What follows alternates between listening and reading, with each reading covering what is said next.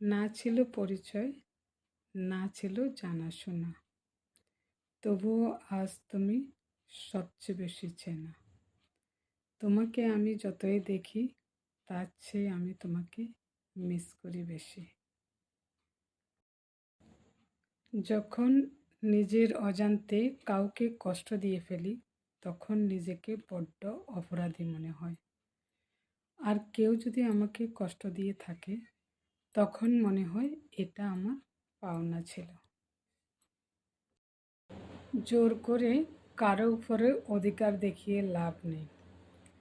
যে তোমাকে সত্যিকারে ভালোবাসবে হাজারো কষ্টের মাঝেও সে তোমাকে খুঁজবে।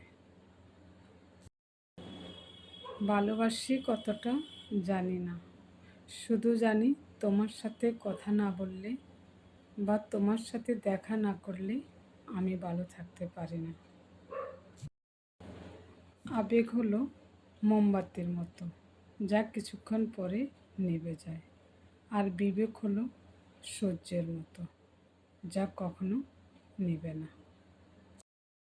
সূর্যের মতো উজ্জ্বল হতে হলে প্রথমে সূর্যের মতো জ্বলতে হবে।